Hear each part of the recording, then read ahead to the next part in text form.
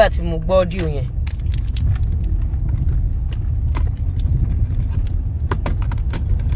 Ẹ̀yin obìnrin tó kù lẹ́yìn yẹn jẹ́ kí n sọ nǹkan kan fún yín. Ẹ jẹ́ kí n sọ nǹkan kan fún yín. Tó bá wà nílé ọkọ, tó bá ti fọkọ, ó wà nílé ọkọ, ó fọkọ. Irú fọkọ tí ó jáde lálẹ́ àná yẹn.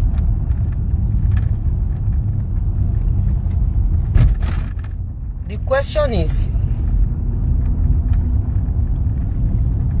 ṣó yẹ kó dúró nílé ọkọ yẹn nígbà tí audio yẹn ti wá ń tà? No. Ọjọ́ tó ti gbọ́ audio yẹn sétí, ó kéré, ó bíntín, ó tóbi. Má jẹ́ kó dijọ́ kejì. Ọjọ́ yẹn ni kó mú ẹrù ẹ̀ kó kúrò nílé ọkọ yẹn. Ní gbogbo ibi tó wá ń dé, àwa máa praise ọkọ yẹn.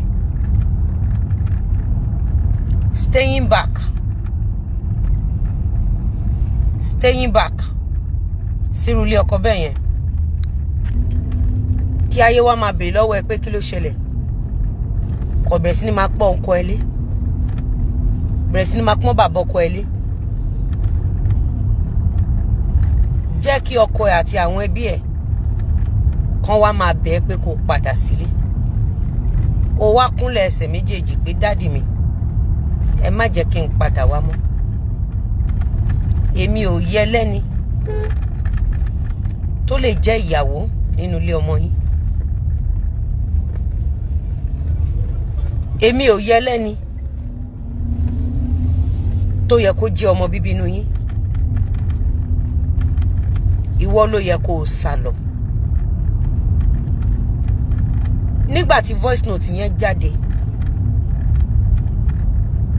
you're staying back.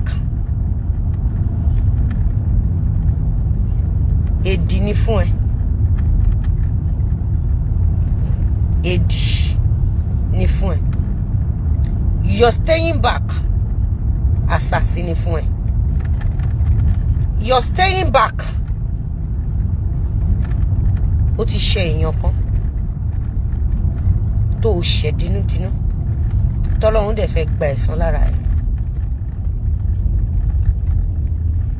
Kò yẹ kó máa lọ kiri lọ́dọ̀ àwọn bloggers. Kò yẹ kó wá bọ́ síta pé wọ́n isolate ẹ̀. Kò yẹ kó wá sọ nǹkan tó ṣẹlẹ̀.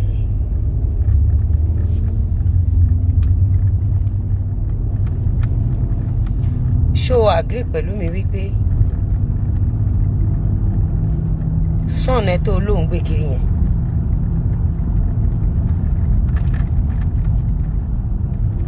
ọmọ yẹn smart jù ẹ lọ. Pẹ̀lú vulnerable health condition ọmọ yẹn ò lè hùwà tó wù láéláé. Ọmọ kékeré tó gbé dání tó rò pé ó ní ìpèníjà, ó ní ìpèníjà lójú títí ẹni, but brain ọmọ yẹn ó wà òkè ju brain ẹ lọ. That audio, it was a setup.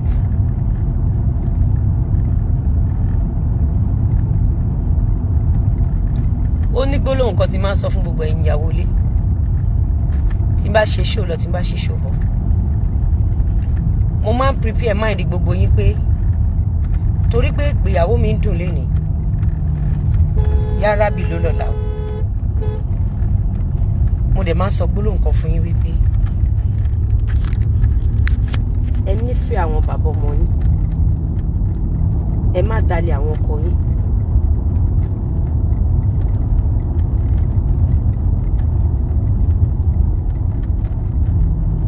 Tó bá dalẹ̀ ọkọ ẹ̀, kò sóbìnrin tí ò kí ń finú bíbí sọ̀rọ̀ o. Kò sóbìnrin tí ò kí ní breakdown time ẹ̀. Kò sóbìnrin tó jẹ́ wípé kò sẹ́dá tó perfect láyé tó jẹ́ pé kò sí ìgbà tí òun náà lè ṣe ọ̀rọ̀ sọ.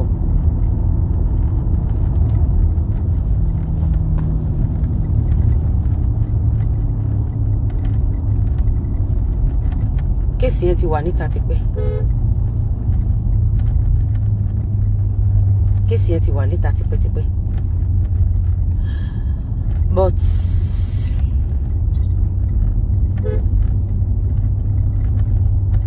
psychologically,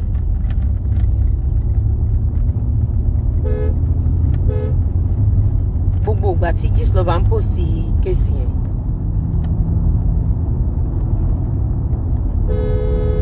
Gistlover mọ nǹkan tó ń ṣe.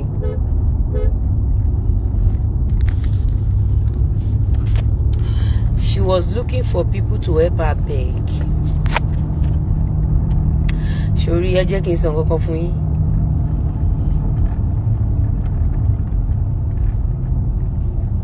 Ṣé rí bí mo ṣe máa sọ̀rọ̀ kọ́ lẹ ṣe máa sọ̀rọ̀. Bí mo ṣe take decision kọ́ lẹ ṣe máa take decision.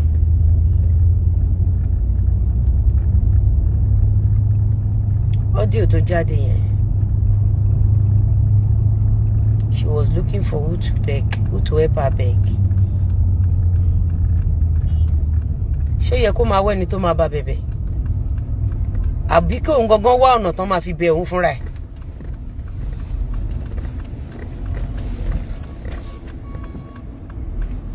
Question ni mò ń béèrè lọ́wọ́ yín.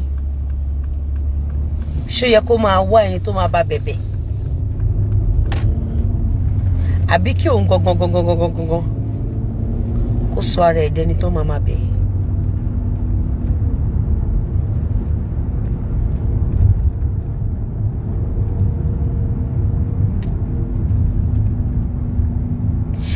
Lady tó record audio yẹn,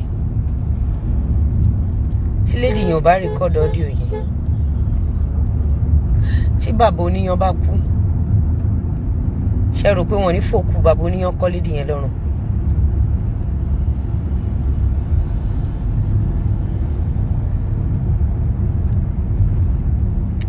Lady tó record yẹn,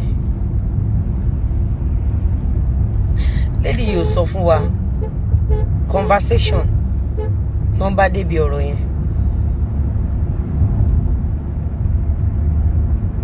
Conversation tó ń bá débi ọ̀rọ̀ yẹn nígbà tí mo lọ ṣe analysis, nígbà tí mo gbọ́ audio yẹn lánàá as an expert, nígbà tí mo lọ gbọ́ audio yẹn lánàá as an expert, mo jókòó, mo mú pen, mo mú paper. Kí ló ṣẹlẹ̀ nínú kéèsì yìí?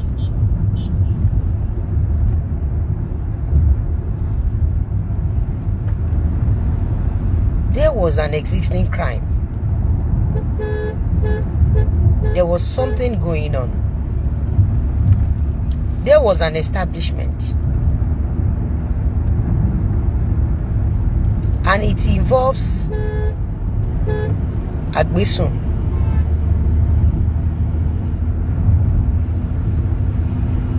How can we remove Agbesun from this case?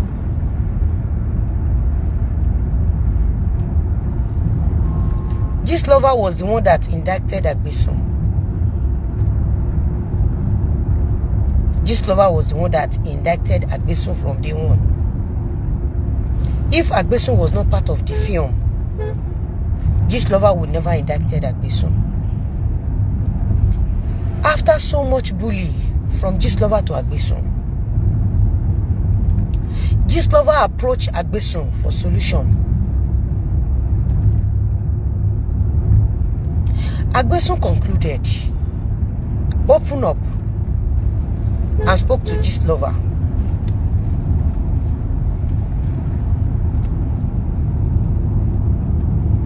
Gistlover offered Agbesun solution. What is the solution? Who is the person that is close to the husband? Who is the person that is close to the wife?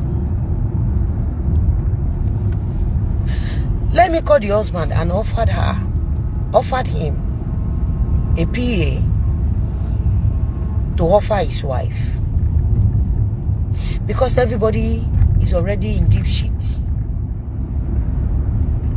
So the PA was introduced to the wife. The PA offered so much love, caring, concern. And the PA was like,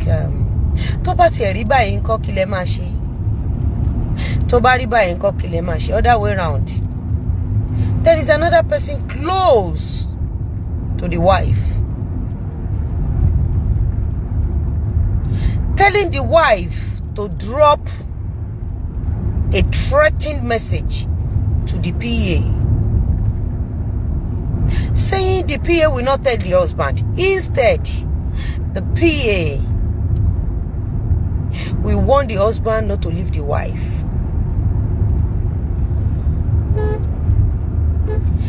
The initial intention was the wife to the gambler and jabber and give empty threats to PA. And for PA, the picture they gave the wife is the PA will be telling your husband. So the wife was now gambler. Ile ma ṣẹlẹ̀, tohun ma ṣẹlẹ̀, ohun ò ní gbà. Wọ́n tún wá pé ṣé o ti sọ fún PA bye. Mo ti sọ fún. Kò ní sọ fọ́kọ ẹ̀ nǹkan tó sọ. Ó kàn máa sọ pé kó má fi ẹ́ sílẹ̀ ni. Because they needed material to exonerate Agbesun. Yeah, but is that why you came online a few days ago and said, yeah, Wiri? Yeah, but is that why you came online a few days ago and said, yeah, to be at Wiri?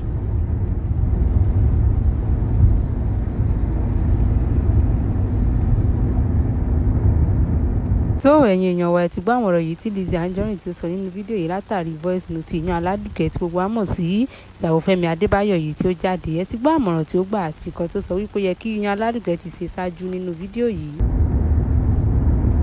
Mo ń bè lọ́wọ́ ẹ pé Ìyábọ̀ ṣé ìtorí ẹ̀ ni Ìyábọ̀, if that voice is not well planned, kí ni mí ní iPhone tó gbà? What was the purpose of the iPhone you collected? You collected that iPhone after a job was well delivered. A material that is well planned that will exonerate Agbesun.